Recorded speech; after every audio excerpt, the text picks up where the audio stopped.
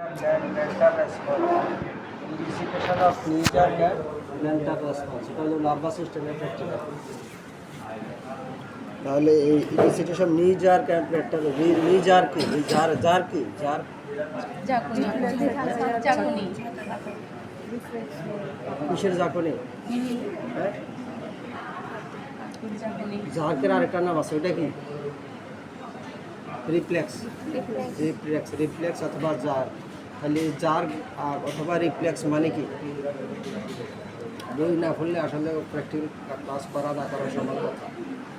Jar হচ্ছে involuntary contraction of muscle, involuntary contraction of muscle or group of muscle in response to specific stimulus. ঠিক আছে, আপনি কোথাও stimulus দিবেন, দিলে মাসলের যে ইনভলেন্টারি কন্ট্রাকশন হয় ওটাই তাহলে জার বা রিফ্লেক্স। আচ্ছা, তো শরীরের অনেক জায়গার মধ্যে এরকম রিফ্লেক্স আর্ক আছে, অনেক জায়গায় আছে। তাহলে এই রিফ্লেক্সটা এই কয়েক ধরনের আছে, জার বা রিফ্লেক্স কয়েক ধরনের আছে। কিছু আছে ডিপ রিফ্লেক্স, ওটা করি আমরা টেন্ডনের মধ্যে। কিছু আছে সুপারফিশিয়াল রিফ্লেক্স, এটা করি আমরা পায়ের তালুতে, সুপারফিশিয়াল। ঠিক আছে, কিছু আছে আপনার এই সুপারফিশিয়াল ডিপ রিফ্লেক্স, আরেকটা হচ্ছে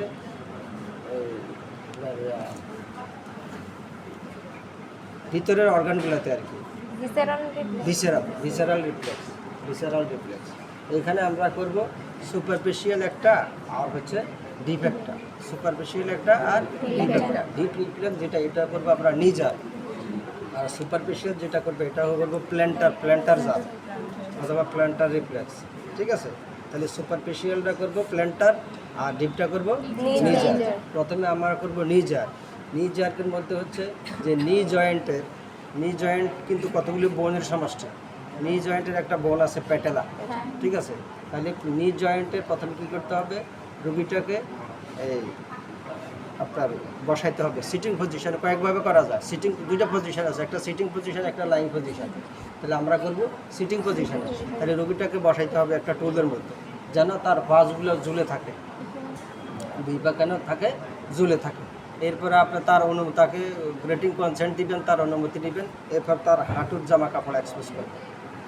ঠিক আছে, এখন জামা কাপড় এক্সপোজ কতটুকু করবেন? এখানে নি জয়েন্ট যেটা, এটার কোন মাসলের কন্ট্রাকশন হয়? কোয়াড্রিসেপস মাসলের কন্ট্রাকশন। তাহলে কোয়াড্রিসেপস মাসল কোথায়? থাইয়ে। তাহলে ওই যদি আপনি দেখতে চান তাহলে থাই পর্যন্ত এক্সপোজ করতে হবে। ঠিক আছে, এটা পরীক্ষার সময় জিজ্ঞাসা করে যে নি পর্যন্ত আমরা এক্সপোজ করব না থাই পর্যন্ত করব? থাই পর্যন্ত করতে হবে। তাহলে প্রথমে জামা কাপড় এক্সপোজ করবেন। এরপর আপনি কী করবেন, এই যে প্যাটেলা বোন আছে, এটা টেন্ডন খুঁজে বের করবেন। প্যাটেলা বোনের টেন্ডন কোন দিকে থাকে? একটা আসলে এইভাবে একটা দিয়ে আটকাই থাকে, এটা কোন দিকে? প্যাটেলা বোনটার কোন দিকে থাকে টেন্ডনটা? গোল প্যাটেলা বোন, এটা কোন দিকে থাকে টেন্ডন? ডাইনে না বামে? উপরের দিকে, নিচের দিকে থাকে টেন্ডন।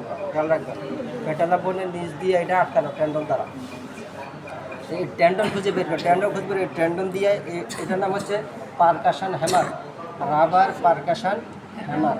এই হ্যামার দিয়ে ট্যাপিং করবেন। এটা হচ্ছে পারকাশন হ্যামার।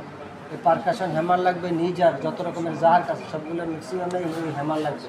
হ্যামারের দুইটা পার্ট, এটা হচ্ছে মেটালিক পার্ট, এটা হচ্ছে রাবার পার্ট। এটা হচ্ছে মেটালিক পার্ট, এটা হচ্ছে রাবার পার্ট।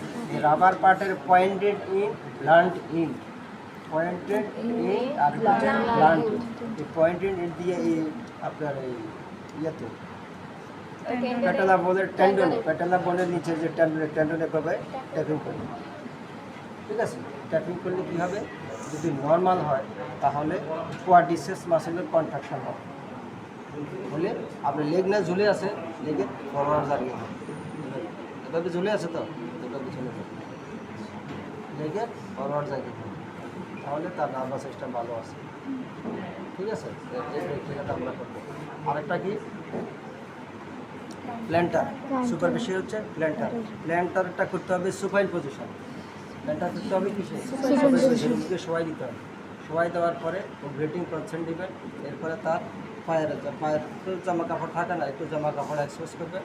এরপর আপনি কী করবেন, হিলের প্ল্যান্টারের হিল থেকে টুয়ের দিকে, হিল থেকে টুয়ের দিকে এইবার মেটালিক পার্ট অথবা যে কোনো সাবি টাবি দিয়ে এভাবে স্ট্রেচ করবেন। অথবা যে হিল থেকে স্মল টুয়ের দিকে, এটা ল্যাটার এইভাবে করবেন। মিডিয়ালি করলে আপনার হিল থেকে আপনি করবেন বেজ অফ দ্য টু, টুয়ের বেস পর্যন্ত এভাবে স্ট্রেচ করবেন। করলে কী হবে, আপনার যে গ্রেড 2 আছে, বৃদ্ধাঙ্গুল আছে, এটা ফ্লেকশন হবে, বৃদ্ধাঙ্গুলের ফ্লেকশন হবে। আর অন্যান্য আঙ্গুলে হবে, অন্যান্য আঙ্গুলের হবে ডরসিফ্লেকশন। ঠিক আছে, অন্যান্য আঙ্গুলের কী হবে, ডরসিফ্লেকশন নামানো হবে।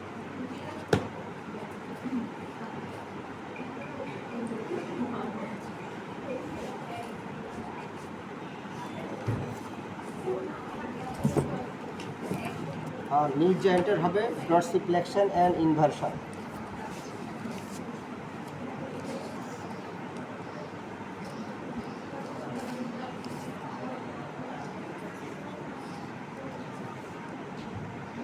আচ্ছা, আপনার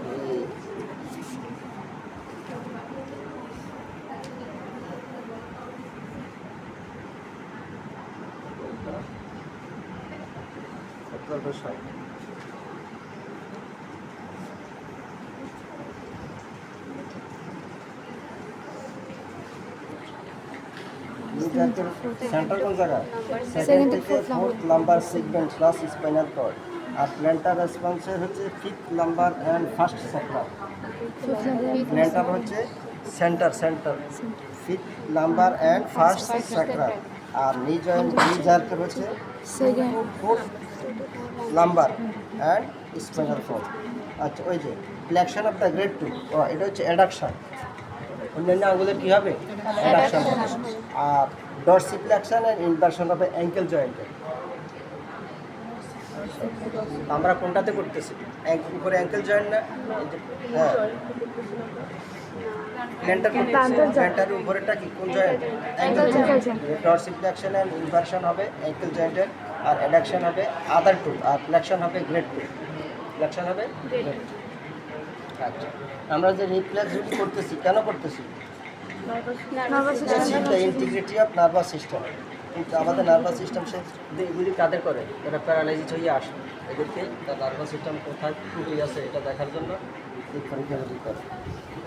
আরও অনেক কিছু আছে, আপনারা বইটা একটু পড়বেন, ঠিক আছে, বইটা পড়লে আরও অনেক কিছু জানতে পারবেন।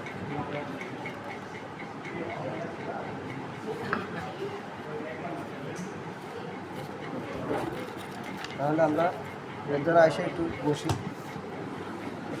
আচ্ছা, আর যদি সে বসতে না পারে তাহলে তো সুফাইন পজিশনে করতে হবে। তখন কি করবে, তখন ফার্স্ট ঝুলাবেন কীভাবে, নিচের জয়েন্টের নিচের অংশটা ফ্রি থাকতে হবে।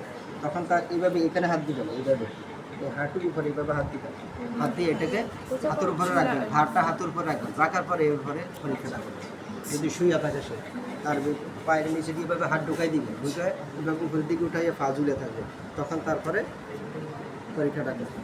তাহলে প্রথমে তার গ্রেটিং কনসেন্ট দিবেন, এরপরে তার জামা কাপড় এক্সপোজ করবেন, এরপরে হাত দিয়ে দেখবেন তার এটা একটু সরান, পেটালা বোন, এই যে পেটালা বোন, এটা টেন্ডন কোথায়, নিচে, এই যে পেটালা বোন, এটা হচ্ছে তার টেন্ডন হচ্ছে নিচে, এই যে এটা এই যে টোটাল হচ্ছে এটা পেটালা বোন, ঠিক আছে, এটা টেন্ডন দ্বারা আটকানো আছে এই নিচে। পা ঝুলাই রাখছেন, 2 পা, হ্যাঁ ফ্রিলি ঝুলে রাখবেন। তাহলে আচ্ছা, এটা আপনি ধরবেন কীভাবে, এইভাবে ধরবেন না, এটা ধরতে হবে এই 3 আঙুল দিয়ে, ফ্রি থাকবে, ফ্রি, ঠিক আছে। এটা যদি এভাবে তো দেওয়া যাবে না, এইভাবে দিতে হবে, এই যে 3 আঙুল দিয়ে, ঠিক আছে। তাহলে পা ঝুলে আছে তো,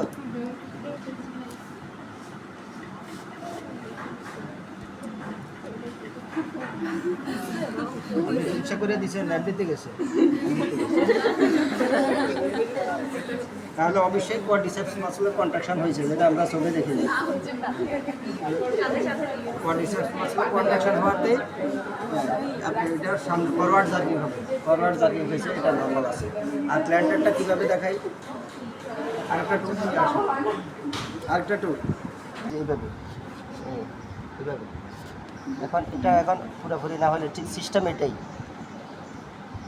স্মল টুয়ের দিকে, এরপরে আবার এদিক থেকে যাইয়া এই বেজ অফ দ্য টুয়ের দিকে, তাহলে কী হবে ফ্ল্যাকশন, এই ব্রেড টুয়ের কী হবে, এটা এইভাবে এই পেনে ফ্ল্যাকশন হবে।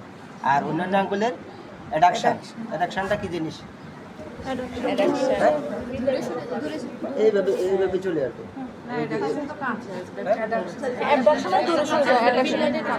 এই এমনি আছে না, এই এমনি যাবে, এই এমনি যে দুইটা মিলে যাওয়ার চেষ্টা করবে, ঠিক আছে।